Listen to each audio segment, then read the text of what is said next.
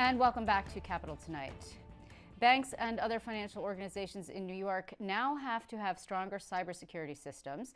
Last year, the State Department of Financial Services introduced new minimum standards aimed at protecting customer data and the kind of personal information that was stolen in the Equifax hack. That was a while ago, but I'm sure you recall it. Those standards include regular training for staff, vulnerability assessments, and multi-factor authentication.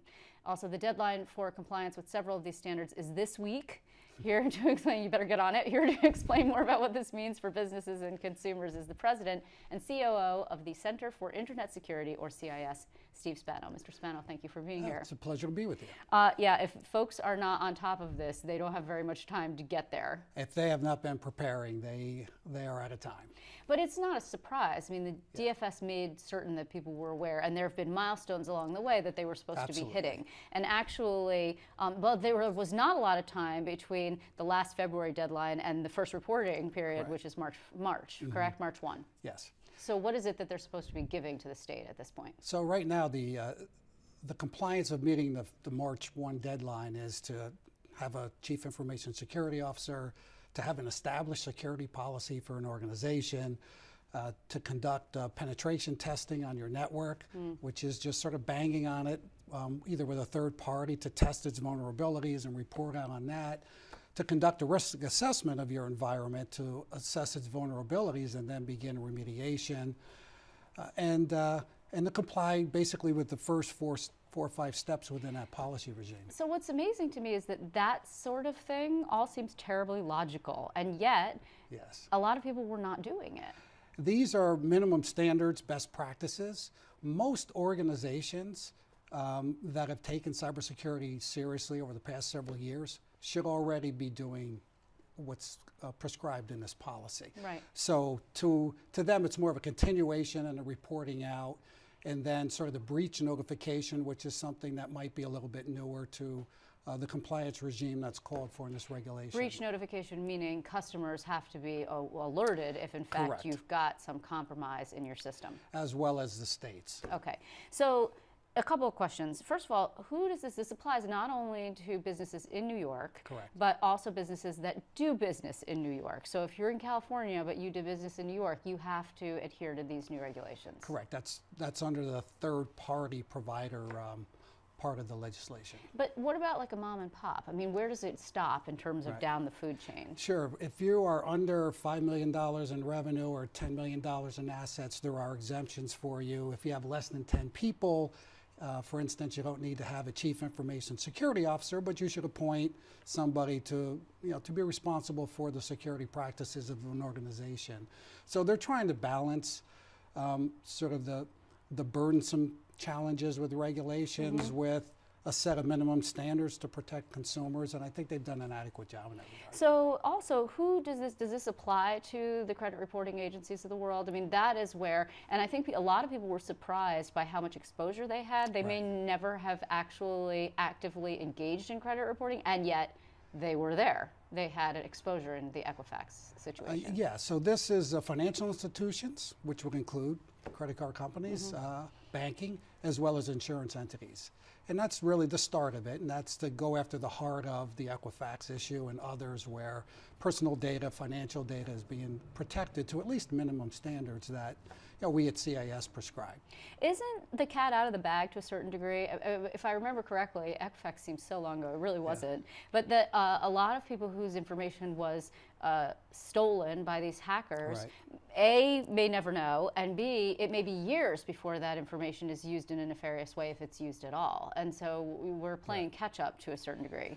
Yes, we are in some cases. Equifax, there were notices to the individuals. I was one of them that my information was in fact hacked. Even cybersecurity experts. Yes, and I still get phishing attempts geared directly toward me, and so when hackers are out there scanning the environment, there's sort of the spear phishing going after a specific individual user, and then there's the general, let's sort of spray the field and try to see who clicks on an ad or who clicks on an email, and then credentials and and privacy data can be accessed from there. So you bring up an interesting point, which is, well, twofold. A, the state can only do so much. I mean, there was a question as to shouldn't we be addressing this at the federal level, because you have a patchwork of regulations, and it's great that DFS is acting, that's not the point, but is anything being done at the federal level? And you know, a lot of people are talking about Russia and voting systems and hacking, et cetera, but this is an even bigger, dare I say, issue because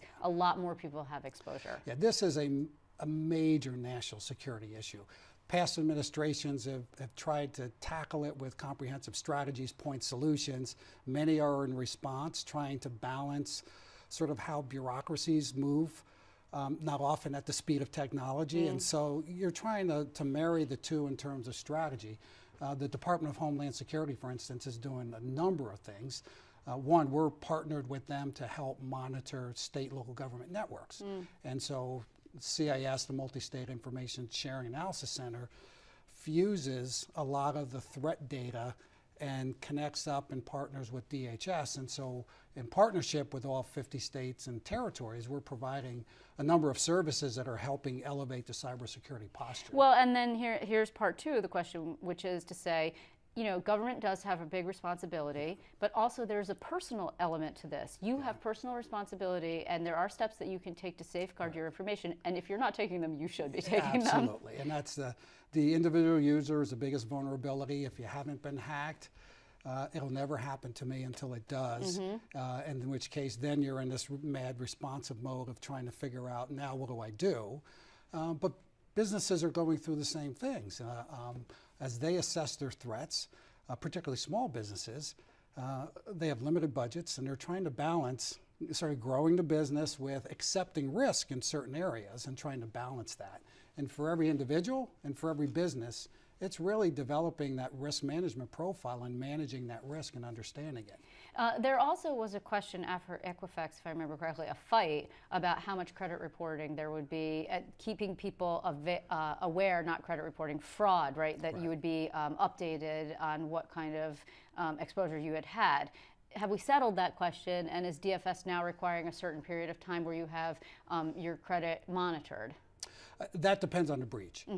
Each breach, for instance, Equifax provided credit monitoring for X amount of years. First they didn't want to, if I remember. OPM did the same thing, and I still get notices on OPM as well for how much longer they're going to continue to pay for that. Right. That's sort of the public outcry, and then how industry and businesses respond to regain trust and confidence within the public. So do you believe that on March 1st, what percentage of businesses are going to be able to comply with the report that's due to the state?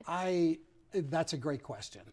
I would hope that it would be a larger percent based upon the fact that these are really minimal accepted practices that for those industries that are over $5 million in revenue in financial and insurance probably should already be doing. So I would hope that there would be a really solid response to it, and others who would trigger themselves to begin to catch up. Is there a penalty if you do not? Under the current law, the superintendent of finance, DFS, she has the authority to assess fines and penalties. It's not prescribed specifically within this piece of regulation. Yeah, they probably want to wait before they start beating people about the head.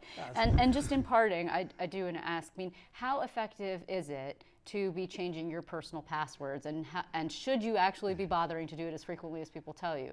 That's yes. Two-factor authentication, which is prescribed by the 1st of March, is another.